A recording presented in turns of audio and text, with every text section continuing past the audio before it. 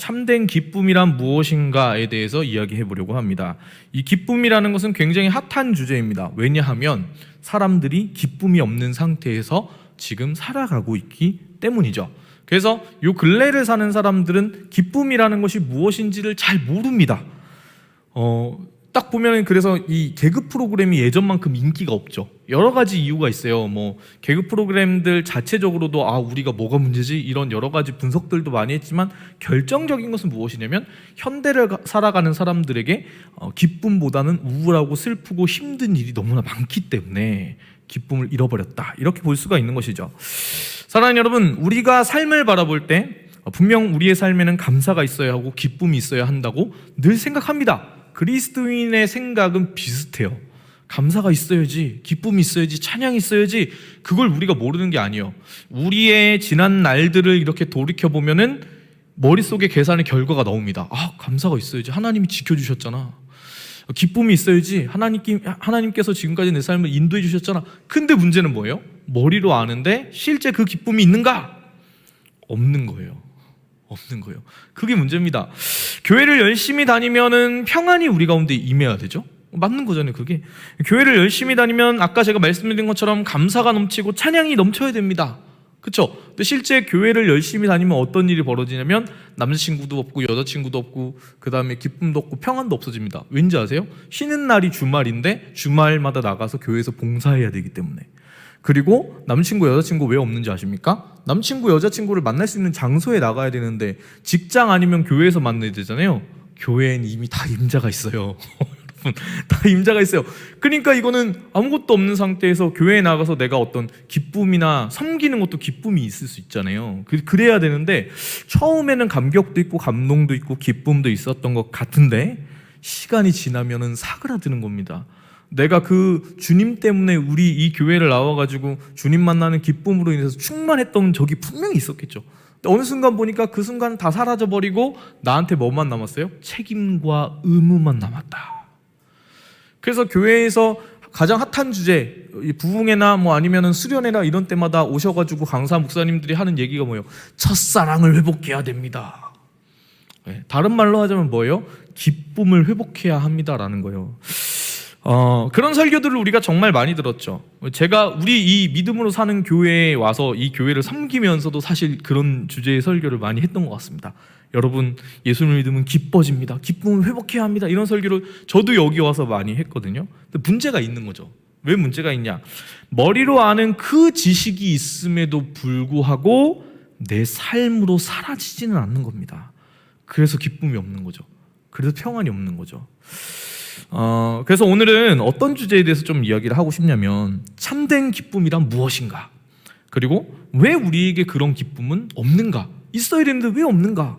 그리고 어떻게 하면 그 참된 기쁨 가운데 들어갈 수 있는지를 이야기해 보려고 합니다. 좌우 앞뒤에 계신 분들 좀 이렇게 듬성듬성 있으시지만 한번 그렇게 이야기해 주시겠어요? 하나님의 기쁨이 당신에게 임할 줄 믿습니다. 한번 그렇게 축복해 주셨으면 좋겠습니다. 네, 마태복음 7장 7절은요 공식입니다. 공식. 구하면 주십니다. 찾으면 찾게 해주십니다. 문을 두드리면 열게 해주십니다. 여러분 믿으십니까? 이게 약속이고 공식이에요. 그래서 참된 믿음의 사람은 이 공식을 붙드는 겁니다. 사실 오늘 이 설교를 하는 게 좀 어려운 게 새벽 말씀이 이 본문이었거든요. 그래서 오늘 새벽에 제가 설교했는데 또 이 본문 가지고 설교하는 건데 아무튼 구하면 주시고 찾으면 찾게 해주시고 문을 두드리면 열게 해주시는데 이에 대해서 8절에서 예수님이 다시 한번 지장 찍고 사인까지 해주시는 느낌이에요. 해줄 거야 라고 했는데 우리는 의심이 많아가지고 진짜요? 라고 묻잖아요. 그 묻는 우리에게 예수님께서 확답을 해주시는 거예요. 예수님의 대답은 뭐냐? 그렇다. 그렇게 될 것이다. 그렇게 된다 라는 거예요. 구하는 사람은 받게 되고 찾는 사람이 찾게 되고 두드리는 사람에게는 문이 열리게 될 것이다 라고 예수님께서 직접 말씀하십니다. 이 본문이 우리에게 두 가지 메시지 주는데 첫 번째 메시지는 무엇이냐? 우리가 구하는 사람이라면 받게 될 것이고 찾는 사람이라면 찾게 될 것이고 두드리는 사람이라면 문이 열려야 되는데 그러면 왜 우리가 이 기적을 누리지 못하는가? 이유는 한 가지입니다. 구하지 않고 찾지 않고 두드리지 않을 때에는 이 기적을 누릴 수가 없다는 것이죠. 11절 말씀을 우리가 한번 읽어보기 원합니다. 11절입니다. 너희가 악할지라도 자녀에게는 좋은 것을 줄 아는데 하물며 하늘에 계신 너희 아버지께서 구하는 사람에게 좋은 것을 주시지 않겠느냐. 예수님께서는 지금 이 본문에서 굉장히 논리적으로 설명을 해주고 계십니다. 악한 사람이 있어요. 악한 사람입니다. 정말 특별한, 정말 사람이신 것 같지 않은 약간 그런 사람들을 제외하고 악한 사람이라도 자기 자식은 아낀다는 거예요. 예수님 지금 그런 얘기 하고 계신 거예요. 그래서 악한 사람도 자기 자녀에게는 좋은 걸 주지 않냐. 예수님이 그렇게 물으시는 거예요. 우리 대답은 뭐예요? 맞습니다, 주님. 이거죠. 그런데 너희를 사랑하시는 하나님 아버지께서 너희가 구하는 그것을, 좋은 것을 주시지 않겠냐라는 말이에요. 그러니까 어떻게 한다는 말이에요? 반드시 주신다는 얘기죠. 반드시 주신다는 얘기예요. 그런데도 못 누리고 못 받습니다. 왜냐? 구하지 않았기 때문에, 찾지 않았기 때문에, 두드리지 않았기 때문이라고 할 수가 있는 거예요. 왜냐? 구했다면 반드시 주셨을 텐데 없는 걸 보면 안 구한 거죠. 이거를 꼭 생각해야 됩니다. 마치 뭐와 같냐면 복권을 사지 않고 10년 동안 기도를 했는데 하나님 복권 1등에 당첨되게 해주십시오라고 기도하는 사람과 똑같아요. 기도 응답이 있으려면 뭘 해야 됩니까? 복권은 사야 되죠. 근데 안 하고 기도만 하면은 이게 어떻게 기도 응답이 이루어질 수 있겠어요. 그래서 하나님의 역사는 원칙이 있는데 좀 약간 어거지처럼 들리시겠지만 어떤 원칙이 있냐? 순종하는 한 사람이 반드시 필요하다는 거예요. 그래서 그 한 사람이 아주 작더라도 우리의 어떤 자그마한 일이라도 하나님 앞에 헌신하려고 하는 그 마음, 순종하려고 하는 그 믿음의 반응이 있을 때에 하나님의 역사와 기적이 일어난다는 겁니다. 아무것도 없는 상태에서 일어나지 않아요. 그래서 성경을 보면은 다 하나님께서 사람들을 부르셨을 때 그 사람들에게 무엇을 요구하시면 반응을 요구하세요. 그러니까 하나님 그분께서는 사람을 존중하시는 거죠. 우리가 순종할 때 일어나는 일이 있다라는 겁니다. 두 번째 메시지, 첫 번째 메시지는 만약에 지금 못 받고 있다면 구하지 않고 두드리지 않고 찾지 않았기 때문이다. 이거 굉장히 날이 선 얘기죠. 두 번째 메시지가 중요한데 11절을 한 번 더 읽어보겠습니다. 11절입니다. 너희가 악할지라도 자녀에게는 좋은 것을 줄 아는데 하물며 하늘에 계신 너희 아버지께서 구하는 사람에게 좋은 것을 주시지 않겠느냐. 자, 이 부분에서 하나님이 주신다고 약속하신 것이 무엇이죠? 좋은 것입니다. 좋은 것, 좋은 것입니다. 여러분에게 좋은 것은 어떤 것인가요? 어떤 것이 여러분에게 좋죠? 어떤 게 좋아요? 써있네, 이마에 돈 이렇게 써있네. 돈, 네. 어떤 게 좋으세요? 어떤 게? 능력, 그죠? 남자친구? 네. 이거 이상한데? 논란이 좀 있겠는데. 자리, 높은 자리, 권력, 우리 이런 거, 이제 사람들의 인정, 뭐 이런 거 원하거든요. 그렇지 않습니까? 우리가 정직할 필요가 있어요. 나는 하나님을 원합니다. 이렇게 얘기하는 사람이 있죠. 근데 진짜 그 사람이 정말로 원하는 게 하나님인지 아니면 물질인지 따져봐야 됩니다. 마태복음의 저자인 마태는요, 마태복음을 누구를 대상으로 쓰냐면 유대인들을 대상으로 씁니다. 유대인들은 좋은 것이라고 하면 그들의 문화권 안에서 좋은 것 하면 뭐랑 연결이 딱 되냐면 우리도 비슷해요. 좋은 것 하면 복과 연결이 되죠. 그죠? 복을 주신다는 얘기네. 근데 이 그들에게, 유대인에게 좋은 것을 주신다라고 하면 바로 알아요. 복이구나. 그 다음에 바로 뭘 떠올리냐면 이것이 바로 하나님이구나라는 걸 떠올려요. 그 유대 문화권에서는 당연한 거거든요. 그러니까 예수님께서 지금 이야기하는 이 좋은 것을 주신다는 것은 무엇이냐면 좋은 것 중에 좋은 것, 가장 좋은 것 주신다는 건데 그게 뭐냐면 하나님이신 거예요. 어떤 남자와 어떤 여자가 있습니다. 상대방에게 줄 수 있는 가장 좋은 것이 무엇일까? 돈도 줄 수 있고 재산도 줄 수 있고 시간도 줄 수 있고 재능도 줄 수 있고 노력도 할 수 있고 다 줄 수 있지만 이 모든 것을 다 망라한 게 뭐예요? 자기 자신을 주는 겁니다. 그럼 모든 것을 다 주는 거예요. 그래서 하나님께서 우리에게 무언가 주신다고 했을 때 가장 좋은 것으로 우리에게 주시면 그게 뭐냐면 하나님 그분 자신을 우리에게 주시는 것입니다. 우리가 생각하고 구하는 것을 주신다 이게 아니고 우리가 하나님께 이렇게 간구하고 구할 때 예수님께서 우리에게 알려주시는 건데 뭘 주신다고요? 하나님 그분을 우리에게 주신다는 얘기죠.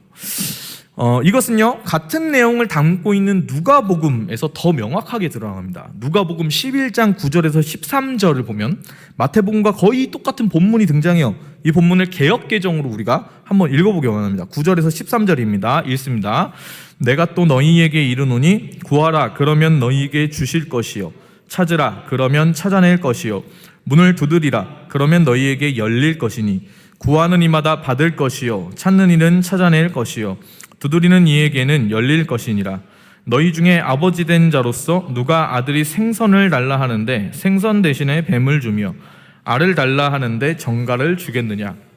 너희가 악할지라도 좋은 것을 자식에게 줄 알거든 하물며 너희 하늘 아버지께서 구하는 자에게 성령을 주시지 않겠느냐 하시니라. 자, 여기서 중요한 게 13절인데 13절을 한 번만 더 읽어볼게요. 너희가 악할지라도 좋은 것을 자식에게 줄 알거든 하물며 너희 하늘 아버지께서 구하는 자에게 성령을 주시지 않겠느냐 하시니라. 자, 마태는 마태복음을 유대인에게 썼다라고 말씀드렸습니다. 누가는 이 복음서를 누구에게 썼냐?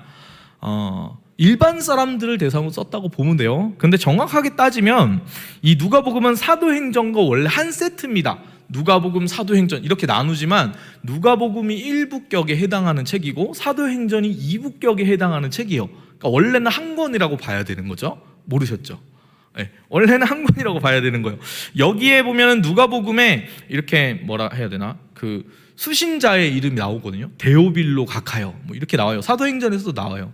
근데 결국에는 이거를 뭐라고 볼 수 있냐면 모든 사람을 위해 쓴 복음서라 할 수 있지만 주된 독자층은 헬라인을 중심으로 한 이방 사람들에게 쓴 거다. 이렇게 보시면 됩니다. 근데 이 이방 사람들, 그러니까 우리네 사람들은요, 우리만 생각해도 딱 그런데 좋은 것이라고 하면 아까 제가 말씀드렸던 그런 것들을 떠올리는 겁니다. 물질이나 권력이나 인기나 뭐 그런 것들 떠올리는 거죠. 건강 이런 거 떠올리는 거예요. 유대인들은 좋은 것이라고 하면 그게 바로 복인 줄 알아요.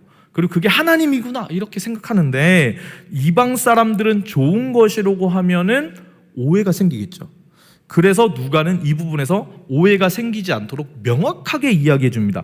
구하는 자에게 뭘 준다고요?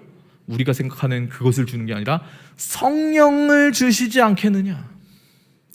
성령을 주신다는 거예요. 여러분, 신앙생활이라는 거는 믿음 생활이거든요. 근데 이 믿음이라는 것의 실체를 우리가 잘 생각해야 되는데, 믿음은 무엇이냐면 복을 잘 누리는 것과 은사를 잘 사용하는 것입니다. 이 두 가지가 믿음이라고 할 수 있어요. 복을 잘 누리는 것과 은사를 잘 쓰는 것, 이렇게 정의하면은 신앙생활이라는 게 믿음 생활이고 믿음 생활이라는 게 뭔지가 정확하게 정의가 됩니다. 만약에 그런 정의를 하지 않으면 두리뭉실하게 신앙생활을 할 수 있는 거죠. 본문은 우리에게 알려주는 것이 있는데, 우리가 흔히 구하는 일반적인 우리가 강구하는 그 복은 참된 복이 아니라는 겁니다. 그래서 여기서 괴리감이 생겨요. 우리는 기도할 때 그렇게 기도하거든요. 하나님 내게 복 주시옵소서. 복 주세요 주님. 근데 그렇게 기도하면은 하나님께서는 복 중에 복, 하나님 그분 스스로를 우리에게 주시려고 하는 겁니다. 성령을 주시려고 하는 거예요. 근데 우리는 그게 우리가 구하는 게 아니죠. 그러니까 자꾸 이제 괴리감이 생기는 거예요. 우리에게 주시는 그 복은 참된 복이신 성령님을 우리 가운데 부어주시려고 하는데, 문제가 우리는 물질을, 자리를, 권력을 추구하는 사람들이기 때문에 그거를 받으려고 안 하는 거예요. 근데 우리가 구하는 것은 엄밀히 따지면 뭐냐? 복이 아닙니다. 그것은 은사인 것이죠. 이 두 개의 구분이 있는데, 복은 영원한 것이고 은사는 유한한 것이라고 보면 됩니다. 인간 사이의 관계라는 것은 유한한 것입니다. 그것은 복이 될 수 없는 거예요. 건강은 잃을 수도 있고 건강할 수도 있는 거잖아요. 영원하지 않죠. 사람은 누구나 다 태어나자마자 죽음을 향해서 달려가는 거니까. 그러니까 건강할 수도 있고 안 할 수도 있는 거기 때문에 그건 무한한 것이 아닙니다. 돈 있었다가 없을 수가 있는 거잖아요. 시간도 점점 줄어들죠. 네. 유한한 거예요. 근데 우리는 그 유한한 것, 은사를 구한다는 거죠. 은사를. 참된 복은 그래서 무엇이라고 얘기할 수 있냐면, 살아계신 하나님과 사귐 가운데 들어가는 것, 그것이 복이라 할 수 있습니다. 하나님과 동행하는 삶을 살아가는 것이 복을 누리는 삶인 것이죠. 은사가 없으면 어떤 일이 벌어지면 괴롭습니다. 은사가 없으면 건강을 잃으면 괴롭죠. 제가 허리가 아프거든요. 힘듭니다. 100m 컨디션 좋은 날은 짱짱합니다. 뭐 운동도 할 수 있을 것 같은 느낌이 막 드는데, 컨디션이 안 좋고 특히 비가 오면은 어떤 느낌이 드냐면 이 허리가 진짜 무너져 내리는 느낌이 와요. 그러면 너무 힘듭니다. 그러니까 이제 이 은사, 건강이라는 것을 제가 잃었을 때 무엇을 경험하는 거냐면 괴로운 걸 경험하는 거죠. 은사가 있으면 편안합니다. 돈이 없으면은 어때요? 뭐 밥 한 끼 먹는 게 힘드니까 괴롭고 어렵죠. 근데 돈이 있으면 편안할 수는 있지만 아셔야 되는 게 뭐냐면 그 은사가 있음으로 말미암아 행복해지는 것은 아닌 거예요. 돈이 있으면 편안은 해지지만 평안이 있는 건 아니에요. 돈이 우리에게 편안을 줄 수 있지 평안을 주지는 못합니다. 이 한 끗 차이지만 굉장히 큰 차이거든요. 하지만 이 은사가 없는 상황이든 은사가 있는 상황이든 복을 누리는 사람은 은사가 없는 그 괴로움 가운데 견뎌내고 이겨내고 소망을 가지게 되는 거예요. 은사가 있을 때에는 그 복을 누림으로 말미암아 내가 이 은사를 바르게 어떻게 하면 쓸 수 있을까를 고민하게 되는 겁니다. 그것을 우리는 믿음이라 합니다. 세상은 그런 우리에게 참된 복이 아닌 은사를 추구하는 삶을 자꾸만 가르칩니다. 그래서 이 땅에서 우리는 복과 은사 사이에 헛갈려 하면서 살아가는 거예요. 추구해야 할 것은 복인데 생존을 위해서는 은사가 필요하지 않습니까? 그래서 돈이 있어야 되지 않습니까? 맞는 얘기처럼 들리는 거예요, 그게. 근데 이 부분은 결국에 무엇을 주냐면 우리 삶에 어떤 기쁨을 우리가 추구하느냐를 보여주는 겁니다. 기쁨. 제가 아까 좀 설명드렸는데 참된 기쁨과 유사품은 차이가 있어요. 세상이 주는 것은 기쁨이 아닙니다. 세상이 주는 것은 재미를 주죠. 돈은 편안을 주지만 평안을 주지 못한다라고 말씀드렸습니다. 근데 세상은 우리에게 뭘 줄 수 있냐면 돈으로 여러 가지 것들로 즐거움을 주고 쾌락을 주고 재미를 줄 수는 있죠. 근데 이것들은 참된 기쁨을 주는 것은 아닌 거예요. 단기간에 어떤 행복한 느낌을 잠깐 느낄 수는 있습니다. 그런데 인간의 행복이라는 것은 소유에 있지 않고 존재에 있는 것이죠. 그것은 관계 안에서 일어나는 것입니다. 세상 가운데 있어서 술을 마시고 놀러 가서 게임을 하고 막 그러면은 잠시간 시간을 잊게 되죠. 근데 재미가 있을 수는 있는 거예요. 그런데 그것은 기쁨이라 하지 않습니다. 그렇지 않아요? 나 그 게임을 하니까 내가 재밌어 이렇게 얘기하죠. 게임을 하니 내 안에 기쁨이 샘솟듯 넘칩니다. 병원을 가봐야 됩니다. 그런 친구 병원을 가봐야 돼요. 이상하죠? 표현 자체가 있어요. 술을 마시니 내 안에 기쁘고 즐겁고 행복합니다. 근데 이 사람이 지금 얘기하는 게 참된 기쁨입니까? 아니겠죠, 당연히. 아닌 거예요. 세상이 주는 것은 기쁨을 줄 수 없습니다. 참된 기쁨은 오히려 소유가 아니라 관계성에서 비롯되는 것인데 참된 기쁨에 가까운 것은 무엇이냐면 부모가 처음으로 자기가 낳은 아기를 받아들고 바라볼 때 그 느낌인 거예요. 창세기 1장에 보면은 하나님께서 사람을 창조하시고 그 날에 보시기에 심히 좋았다라고 말씀하십니다. 다른 날에는 다 좋았더라 이렇게만 나오는데 그 사람을 창조한 그 날에만 심히 좋았더라 이렇게 나오거든요. 그 원어를 분석해 보면 심히 좋았다는 말이 어떤 의미냐면 부모가 아기를 받쳐 안고 이렇게 처음 보는 그 순간 사랑하는 마음이 너무 커져서 결단하는 거예요. 너무 기쁘다, 너무 행복하다. 근데 정말 너를 보니까 내가 왜 살아있는지에 대한 그 존재의 이유를 느끼는 것 같다. 그러면서 뭘 다짐해요? 이 아기를 위해 생명을 다할 것을 다짐하는 겁니다. 그게 부모의 마음이죠. 이 아기는 잘못되면 돼요, 안 돼요? 안 되는 거예요. 이 아기가 잘못되면 누가 못 살아요? 부모가 살 수가 없는 겁니다. 그게 바로 기쁨이라는 거죠. 기쁨. 연애를 하는 부분에서는 흔히들 그런 얘기를 합니다. 엔조이야? 이렇게 물어보죠. 엔조이가 있을 수 있어요? 그것은 재미를 추구하는 관계죠. 연애는 아직까지 재미를 추구하는 관계입니다. 그렇죠? 언제든 헤어질 수 있는 거예요. 그 재미가 떨어지면 헤어질 수가 있는 거죠. 근데 단순한 연애를 넘어서서 기쁨 무엇이냐? 한 남자와 한 여자가 만나 영혼을 약속하며 결혼하기로 결정하는 그 순간에 느껴지는 것은 단순한 재미일 수가 없죠. 그것이 기쁨인 겁니다. 그래서 사람들은 그래서 뭐에 열광해요? 프로포즈에 열광하는 겁니다. 그렇죠? 왜 프로포즈가 그렇게 중요해요? 그것은 여태까지 우리가 재미를 추구하던 그 삶을 끝내고 참된 기쁨 가운데 나아가기로 하는 사인이기 때문에 그렇죠. 프로포즈 하셨습니까? 꼭 해야 됩니다. 저 안 했다가 지금 10년 전은 아니구나. 굉장히 괴롭습니다. 꼭 하셔야 됩니다. 자, 세상은 그런데 뭐라고 얘기합니까? 기쁨 대신에 재미를 추구하라고 말하는 거예요. 기쁨은 늘 언제나 책임을 동반하거든요. 근데 그거 대신에 그냥 책임을 지지 말고 재미를 추구하라고 얘기합니다. 즉흥적으로 느껴지는 감정적인 무언가를 잡으라고 얘기하는 것이죠. 그래서 우리의 삶에는 긴장이 있는데 어떤 긴장이 있냐? 세상을 따를 것인가? 아니면 주님을 따를 것인가에 대한 부분의 두 추구를 따르는 긴장감이 늘 있는 겁니다. 세상이 주는 재미를 쫓을 것인가 아니면 주님으로부터 오는 기쁨을 얻을 것인가, 이에 대한 영적 전쟁이 늘 있다는 이야기죠. 저는 이것을 이런 이야기로 비유를 합니다. 신데렐라가 있어요. 신데렐라 노래 아시죠? 신데렐라는 어려서. 네, 이야기 다 아실 거라고 생각합니다. 이 신데렐라에게 마법사가 어느 날 찾아옵니다. 마법사가 찾아와서 선물을 주는 거예요. 호박으로 마차를 만들고 쥐로 마부를 만든 다음에 이 드레스를 만들어주고 구두를 만들어서 신겨주는 거예요. 뭐 하라고 그렇게 줘요? 가가지고 무도회에 참여하라고. 그 무도회에 가서 왕자와 춤을 추라고 하는 겁니다. 그러면 가야 되죠. 그죠? 이야기를 보면 가잖아요. 그리고 12시가 되면 변하니까 도망 나오는 게 신데렐라 이야기잖아요. 근데 이 신데렐라는 안타깝게도 먹고 사는 게 너무 힘들었던 거예요. 왜냐면 계모가 있어가지고 날 너무 괴롭히니까. 그래가지고 당장 내가 오늘 입에 뿔칠 해먹고 살아야 되니까 지금 생긴 이걸 어떻게 하는 거냐면, 무도회에 가야 되는데 어떻게 하는 거냐면 팔아가지고 엿 바꿔 먹는 거예요. 엿을 바꿔서 먹는 거예요. 이렇게 와 맛있다 이렇게 먹었어요. 그러면 여러분, 당장은 지금 내 손 안에 뭐가 있어요? 들려있어요? 엿이 들려있죠.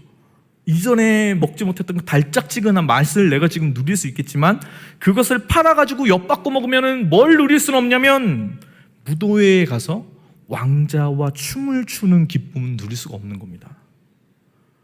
그쵸? 그쵸? 이게 이제 그 우리가 복과 은사를 대할 때 생각해야 되는 이야기예요. 성령의 9가지 열매에 대해서 제가 이야기 드렸었는데, 사실 9가지 열매는 단 한 가지, 사랑에 대한 9가지의 표현이다 이렇게 말씀드렸었죠. 다른 8가지 열매는 사랑의 그 단면을 표현한 거다 이렇게 말씀드렸었어요. 그리고 그 성령의 열매 중에 우리에게 주어지는 것 중에 하나가 희락, 즉 기쁨입니다. 기쁨. 우리는 그래서 이 질문을 던져야 되는 거예요. 나에게 예수님을 향한 사랑이 있습니까? 여러분 어떠세요? 지금 예수님을 향한 사랑이 있으세요? 두 번째는 나는 그 사랑으로 지금 살아가고 있는가, 이런 질문을 던져야 하지만 궁극적으로 오늘 던져야 되는 질문이 이것입니다. 그렇다면 내가 예수님을 향한 사랑이 있고 그 사랑을 살아가고 있다면 그 예수님으로 인한 기쁨이 지금 이 순간 내 안에는 있는가? 예수님의 제자들은 우리에게 그런 부분에서 좋은 모델을 보여줍니다. 우리의 모습을 보여주는 거예요. 예수님께서 잡히시기 전에 제자들이 모였을 때 최후의 만찬을 하는 그 장면 가운데 제자들은 싸웁니다. 우리들 중 누가 가장 큰 사람이냐, 이걸로 싸워요. 누가 좌의정에 있고 누가 우의정에 오를 것인가. 예수님이 그 유대의 왕으로 등극하실 그날 좌편과 우편에 누가 설 것인가, 이걸로 다툰 거예요. 즉 그들 가운데에는 예수님을 향한 사랑이 없지는 않았겠죠. 3년이라는 그 공생의 기간 동안 함께 했는데 없진 않았겠죠. 의리가 없진 않았겠죠. 하지만 그들에게는 예수님을 따를 때 오는 보상이 예수님, 주님보다 더 크게 있었다는 거예요. 그런 연약한 모습의 제자들에게 예수님께서 말씀하십니다. 요한복음 16장 23절 24절입니다. 한 목소리로 읽어보겠습니다. 그날에는 너희가 아무것도 내게 묻지 아니하리라. 내가 진실로 진실로 너희에게 이르노니 너희가 무엇이든지 아버지께 구하는 것을 내 이름으로 주시리라. 지금까지는 너희가 내 이름으로 아무것도 구하지 아니하였으나 구하라. 그리하면 받으리니 너희 기쁨이 충만하리라. 자, 제자들의 관심사는 참된 기쁨이신 예수님이 아니라 그 예수님으로부터 올 수도 있는 유사품인 것을 지금 추구하고 있는 것이죠. 딱 보면 보이잖아요. 그러니까 그들은 즐거움이나 혹은 재미라고 말할 수 있는, 혹은 자리라고 말할 수 있는 것들에 대해서 이야기를 하고 있는 겁니다. 그러니까 이게 세상의 은사를 따라갈 때 나타나는 특징인데, 세상이 이야기하는 바는 이 은사의 제한을 얘기하기 때문에 늘 분열이 생긴다는 거예요. 다툼이 생긴다는 거예요. 지금 제자들의 모습을 보십시오. 이 예수 그리스도 안에 하나된 공동체를 이루고 있지만 그 안에는 사랑이 없죠. 그 안에는 평안도 없습니다. 하나됨도 없고 기쁨도 없는 상태죠. 다툼만 있는 상태죠. 이 상황에서 지금 예수님께서는 그 제자들에게 구하라고 하십니다. 그러면 너희 기쁨이 충만하리라 라고 약속해 주시는 것이죠. 무엇을 구하라는 이야기인가요? 지금 이 시점에서 오늘 설교를 여러분 잘 들으셨다면 구하라 라는 말을 들었을 때 여러분은 우리가 앞에서 읽었던 마태복음과 누가복음의 그 말씀이 지금 막 생각나야 되는 거예요. 뭐라고 얘기했었습니까? 설교를 열심히 잘 듣는 기준이 그건데, 구하면 받으신다 하실 때 무엇을 주신다는 얘기죠? 성령을 주신다는 얘기입니다. 하나님의 성령께서 우리에게 임하신다는 거예요. 그리고 그때 우리의 기쁨이 충만해진다는 것입니다. 여러분, 이 세상에 그 누구도 빼앗을 수 없는 영원한 기쁨, 그 기쁨이 우리에게 충만하도록 하는 성령으로 말미암아 우리에게 주어지는 그 기쁨은 바로 예수 그리스도를 통해서 우리 가운데 오는 구원, 그 영원한 생명으로 인한 기쁨인 줄 믿습니다. 믿음을 가진 그리스도인이 구해야 하는 것은요, 사실은 이 구원과 영원한 생명을 구해야 하는 것이죠. 이 생명에 대한 부분에 있어서 우리가 전문가여야 하는 겁니다. 근데 이제 문제가 뭐예요? 우리 그리스도인들이 이 영원한 생명에 대한 부분에 이게 무엇을 뜻하는 거지? 영생이라는 것은, 영원한 생명이라는 것은 우리 가운데 어떻게 오는 거지? 우리가 이것을 어떻게 누릴 수 있지에 대한 고민을 하지 않는 겁니다. 그냥 당연히 있을 거라고 생각을 하는 거예요. 문제는 뭐냐면 고민하지 않기 때문에 마치 우리에게 주어졌지만 우리가 붙잡지 않아서 지금 떨어져 있는 것처럼 우리 삶의 체험이 된다는 거예요. 그러니까 기쁨이 없죠. 어떻게 해야 됩니까? 다시 그 영원한 생명을, 떨어져 있는 그 영원한 생명을 붙잡아야겠죠. 그죠? 움켜잡아야겠죠. 그 작업을 해야 한다는 겁니다. 여러분, 우리가 구해야 할 최상의 것이 있다면 바로 이 영원한 생명이어야 하는 것이죠. 참된 기쁨은 바로 이 영원한 생명으로부터 오는 것이기 때문입니다. 이 생명에서 멀어지면 우리는 사망으로 가득 채워질 뿐인, 사망을 낳는 도구로만 살아갈 수 있는 그런 존재일 뿐인 거예요. 그러니까 이 생명이 우리에게 충만하게 채워질 때에는 우리가 살아나고, 기쁨이 살아나고, 우리 주변에 있는 사람들이 살아나는 거예요. 다른 말로 하자면 이 영생이 예수님을 구주라 고백하는 그 순간 우리에게 주어졌지만, 이 영원한 생명을 꼭 붙잡고 이 영원한 생명을 누림으로 살아가지 않았을 때 어떤 일을 경험할 수 있냐면, 생명이 내 품 안에 있지 않은 것을 경험할 수 있는 거예요. 그러면 기쁨이 당연히 사라지겠죠. 요즘 시대 사람들은 제가 말씀드린 것처럼 기쁨이라는 단어를 잘 모르는 것 같습니다. 재미는 알지만 기쁨을 잃어버린 세대.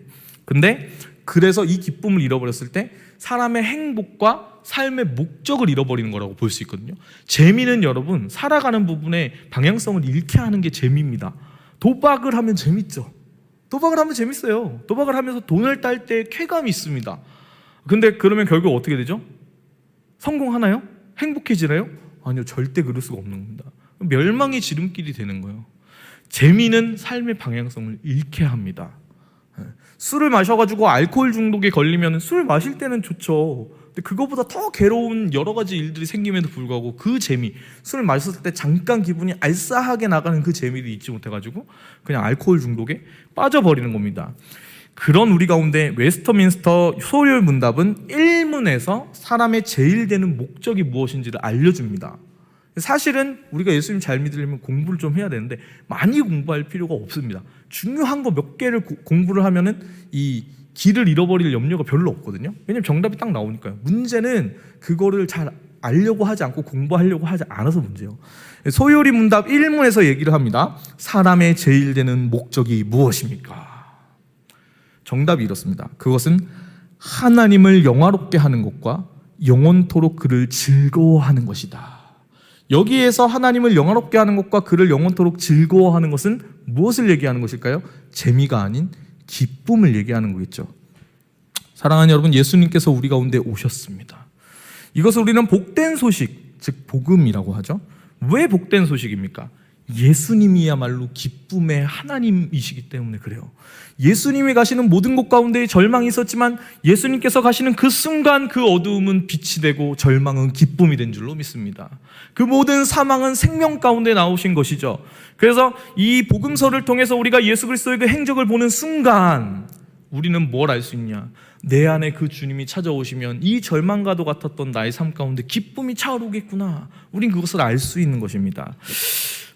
이 부분에서 우리는 한 가지 착각을 버려야 하는데요.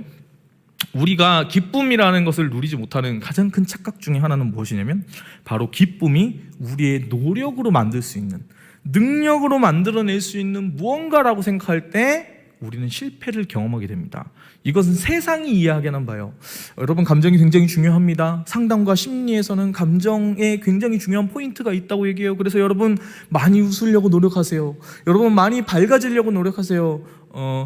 안녕하세요 라고 얘기하지 말고 안녕하세요 이렇게 얘기하세요. 텐션을 올리세요, 여러분. 기쁜 노래를 들으세요. 실제 성공학이나 이런 부분에서 그런 얘기를 많이 합니다. 저도 굉장히 우울한 저는 약간 발라드를 좋아하는 약간 그런 느린 찬양을 좋아하는 그런 성향이었는데 그 책들을 많은 책들 가운데 뭐라고 얘기하는지 아십니까? 느린 노래를 절대 듣지 마세요. 이별 노래를 듣지 마세요. 그러면 당신의 인생이 그 암울한 것 가운데 빠지게 될 거예요. 이렇게 얘기해요. 감정을 조절하라는 얘기죠. 그런 노력을 하라고 얘기합니다. 그러면서 뭐라고 얘기해요? 기쁜 노래를 들으세요. 막 해피 이런 거, 해피 하하하 막 이렇게. 근데 제가 많이 해봤거든요. 저는 진짜 별의별 거 다 해봤어요. 너무 행복해지고 싶어서. 근데 진짜로 행복해졌을까요? 아니요. 그런 걸로 행복해지지 않습니다. 근데 우리는 마치 세상이 그렇게 이야기하는 그 메시지를 받아들여가지고 이 기쁨이라는 것이 우리가 노력해가지고 만들어낼 수 있는 뭔가라고 생각을 하는 거예요. 근데 아니라는 거죠. 기쁨은 그러면 언제 생기는가?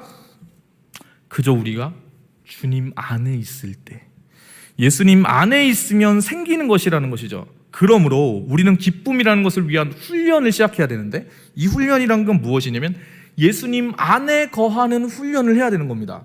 그러니까 마치 우리의 상태가 어떠냐면은 노아의 방주가 있어요. 노아의 방주가. 이 방주의 목적과 곧 홍수가 올 거라는 걸 우리가 이미 다 알고 있어요. 그래서 여기에 들어가야 된다는 것도 알고 있어요. 근데 들어가지는 않는 거예요. 눈앞에 방주가 있어요. 눈앞에 방주의 문도 열려 있어요. 근데 이 방주의 효과를 누리려면 들어가야죠. 우리는 예수님이 우리와 가까이 있다는 것을 알고 있어요. 믿는 성도의 그 옆에 예수님께서 항상 늘 거하신다는 걸, 성령으로 함께 하신다는 걸 알고 있어요. 근데 옆에 모시고 두는 것과 그 주님과 함께 교제하고 주님을 누리는 것은 완전 다른 얘기입니다. 다른 얘기라는 거예요. 그래서 우리는 이 기쁨이라는 것을 위해서 훈련을 해야 되는데 예수님 안에 거하는 훈련을 해야 한다. 대부분 사람들이 이걸 모르는 겁니다. 그냥 내가 예수님 믿는 그 순간 그냥 예수님으로 인해서 그 모든 것을 내가 그냥 누릴 수 있다라고 생각하기 때문에 실패하는 거예요. 그래서 어떤 일이 벌어집니까? 영원한 생명이 내 안에 딱 주어졌는데 이 팔의 힘이 풀려지는 순간 그 귀한 하나님의 구원과 은혜가 떨어지는 거죠. 내가 지금 품고 있어야 되는데 이런 일이 생긴다는 거예요. 마치 이런 일이 잃어버리게 되는 거예요. 일상생활 속에 주님께서 우리와 늘 항상 함께 하시지만 여러분 생각해 보시겠어요? 우리의 의식이라는 건 늘 분주한 상황 속에서 주님을 놓칩니다. 그렇지 않습니까? 우리가 일상생활 속에 아침에 눈 뜨자마자 이렇게 생각하는 게 예수님, 주님 감사합니다 이런 고백을 할 수 있다면 참 은혜이지만 눈을 뜨자마자 늦었네 어떡하지 막 이런 생각이 더 많이 올 수가 있는 거예요. 주님이 함께 하시지만 주님 안에 있는 것이 아니라 주님을 그냥 모셔두고 아무런 대화 없이 누림 없이 지낼 수가 있다는 것입니다. 그 시간들이 너무 많은 거예요. 그래서 우리는 이 시간들 속에서 우리의 일상 속에서 주님 안에 있는 연습, 예수님께 붙어 있는 것을 연습하는 시간들이 반드시 필요하다는 거예요. 가만히 있는다고 해서 그게 이루어지지 않는 거예요. 마치 이게 뭐냐면 소개팅을 했어요. 소개팅을 해가지고 두 사람이 지금 이렇게 해가지고 사귀기로 결정도 했어요. 근데 둘이 만나가지고 밥도 먹고 차도 마셨는데 차 마시면서 서로 얼굴만 보고 있어. 4시간 동안 한마디도 안 하면 이 관계가 깊어질 수 있을까요? 없을까요? 없죠. 만약에 사귀고 있는 형제 만났는데 5시간 동안 한마디도 얘기 안 하면 어떤 마음이 들 것 같아요? 헤어져야겠죠. 그러면 안 돼요. 어떤 얘기인지는 아시겠죠?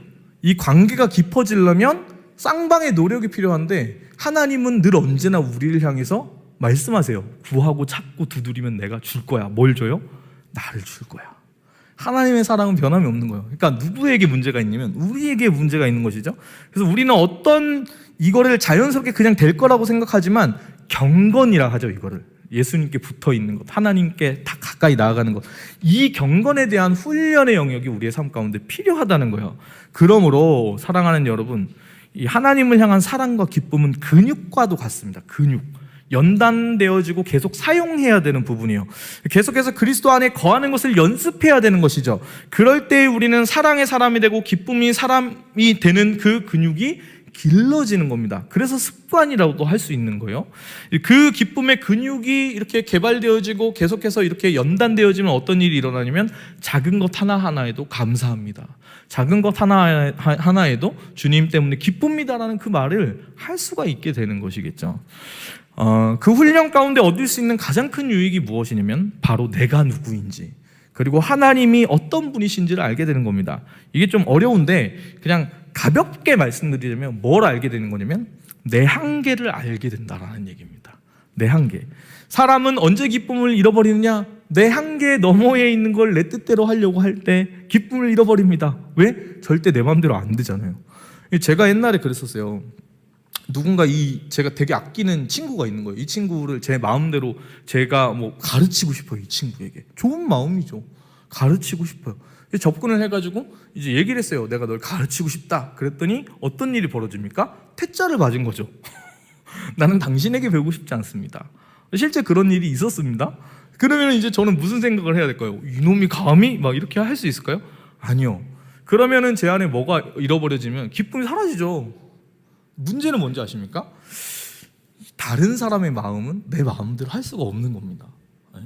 누군가 좋아하는 사람이 있어요. 이 사람 내가 좋아하는 마음이 있어요. 그래서 내가 사귀어야겠다고 생각했어요. 지금 저는 이제 결혼했으니까 그런 일 없죠.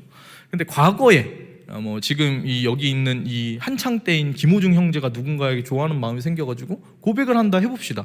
이 사람이 내가 고백했다고 해서 호중 형제랑 사귈 수 있을까 없을까를 김호중 형제가 결정할 수 있는 건 아니죠. 그때 언제 기쁨을 잃어버리냐면 결과랑 상관없이 내 욕심이 커져서 너는 무조건 나의 고백을 받아야 돼 라고 결정하면은 괴로워지기 시작합니다. 왜냐면 못 사귈 거거든요. 네, 그런 거죠. 그러니까 우리 한계 바깥에 있는 것을 우리 뜻대로 하려고 할 때 기쁨은 사라집니다. 그러니까 언제 그 기쁨은 자연스럽게 회복되냐면 한계 바깥에 있는 그것이 하나님의 영역임을 알게 될 때 자연스럽게 회복돼요. 이 한계를 알지 못하는 사람의 입술의 고백은 늘 언제나 똑같아요. 인생은 불공평합니다. 제 옛날 고백이었어요. 저는 늘 그랬었어요. 나는 왜 이렇게 못생기고, 나는 왜 이렇게 키가 작고, 나는 왜 이렇게 말도 못하고 더듬더듬거리고 사람들 눈치나 보고 왜 이렇게 바보처럼 사나 이렇게 생각했었는데 하나님께서는 저의 낮은 자존감을 회복시키기 위해 저희 아내와 결혼을 하게 하신 것이죠. 그럼에도 불구하고 정신 차리는데 정말 오래 걸렸거든요. 언제 그게 좀 사라졌냐? 날마다 원망과 불평 안에서 살았던 제가 그게 사라지는 결정적 계기는 무엇이냐면 하나님이 공평하시다는 걸 안 거예요. 내 한계가 있고 그 한계 바깥에 하나님께서 인도하시는 은혜가 있다는 걸 알게 되었을 때 그 원망과 불평 안에서 이렇게 나올 수가 있었던 것이죠. 여러분, 기쁘게 살겠다는 그 결단이 우리에게 기쁨을 주는가? 그렇지 않을 수가 있어요. 결단해도 기쁨 가운데 살아있지 못할 수가 있거든요. 그래서 참된 기쁨이 어디에 있는지가 너무 중요한데, 참된 기쁨은 어디에 있냐? 오직 천국에 대한 소망이 우리 가운데 참된 기쁨을 주는 겁니다. 이것은 좋지 않은 일이 생기지 않고 좋은 일만 가득할 때 우리 가운데 기쁨이 있다, 그렇게 오는 게 아니에요. 오늘 우리가 아까 부른 찬양처럼 우리 삶에는 거친 파도가 있는 것이죠. 그 파도가 우리를 향해 덮쳐오고 우리가 죽게 될 수도 있는 겁니다. 그런데 그 상황 속에서 믿음의 신자의 고백은 이 파도로 인해 내가 알게 된 것이 있다라는 믿음의 고백 가운데 나아갑니다. 그는 감사하고 찬양하게 되는데 어떤 고백을 하는 겁니까? 주와 함께 날아오르는 것. 그때 천국을 바라보는 우리의 소망은 우리의 인생을 절망 속에서 피어나는 꽃이 되게 하는 것이죠. 자, 여러분, 조금 길었는데 가장 중요한 질문과 이야기, 아까도 드렸지만 그 이야기를 하면서 오늘 설교를 좀 마무리해 보려고 합니다. 여러분에게는 지금 예수님으로부터 오는 참 기쁨이 있으세요? 성령님과 교제하는 그 가운데 오는 참 기쁨이 있으십니까? 너무 중요한 거예요. 제가 하나님의 일에 정말 열심히 최선을 다했었거든요. 근데 제 삶을 돌아봤을 때 기쁨이 없는 시기가 있었던 거예요. 찬양을 함에도 불구하고. 왜 그럴까 생각해 봤더니 지금 요 문제였던 거죠. 만약에 여러분 없다면, 우리가 그 기쁨을 잃어버렸다면 어떻게 해야 하는가? 언젠가 우리 담임 목사님께서 말씀해 주신 것이 있는데요. 하나님과의 그 관계 가운데 잃어버렸다면 가장 먼저는 기쁨을 잃어버린 그 자리로 나가야 한다. 그래서 회복해야 한다. 문제가 발생된 그 지점으로 찾아가서 회복해야 된다. 이 담임 목사님이 얘기해 주신 거예요. 이것이 보통 이제 기독교 상담에서도 얘기하고 치유에서도 많이 이야기하는 방법 중에 하나입니다. 저는 이제 담임 목사님이 그 얘기를 해주셨기 때문에 이것과 더불어 또 다른 기쁨을 회복할 수 있는 좋은 방법을 하나 알려드리고 기도하려고 하는데요. 저희 어머니가 알려주신 방법이요. 저희 어머니 조집사님, 조여사님이라고 제가 부르는데 가끔씩 목사인 저보다 더 목사가 되셔가지고 잔소리를 하시기 때문에 설교를 2시간씩 막 하십니다. 너 목사가 그러면 안 된다 이런 얘기 하셔서 조목사님일 수도 있겠다 이런 생각을 하고 있어요. 어머니가 다 큰 아들을 보면서 이야기하시곤 하는 거예요. 너 진짜 징그러워졌다. 사투리 쓰시거든요. 그러면서 가끔씩 뭐라고 하냐면 일구야, 제 어릴 적 이름이 일기가 아니고 일구야거든요. 일구야, 네가 어릴 적에 그렇게 이뻤다 이런 얘기 하는 거예요. 언젠가 그런 얘기 하시는 거예요. 에이구 네 어릴 적 그 모습 때문에 내가 지금까지 네 봐주는 건 아나 뭐 이렇게 얘기하시는 거예요. 그게 뭐예요? 어릴 적의 그 모습. 어머니는 아들이 못마땅할 때마다 어디로 가는 거냐면 그 아들이 이뻤던 그때 그 자리 가운데 늘 나아가는 겁니다. 그 자리. 기쁨과 사랑은 그 자리를 찾으면 해결되는 거예요. 어떤 자리입니까? 예수를 믿는데 기쁨이 없어서라는 책에서 이렇게 이야기합니다. 예수님께 우리가 맨 처음 마음을 열었던 그 자리로 나아가십시오. 맨 처음 마음을 열었던 그 자리. 그 자리로 여러분 나아가십시오. 그때의 예수님은 우리 가운데 피난처가 되십니다. 그때의 예수님께서는 우리 가운데 방패가 되시고, 그때의 예수님께서는 우리 가운데 보호가 되시는 분이시죠. 그 주님을 다시 만나게 될 때 거센 바람과 거센 풍파가 우리를 해치지 못하고 우리가 믿음의 고백으로 얘기하게 되는 겁니다. 주님, 하나님의 나라 위에 나를 사용해 주시옵소서.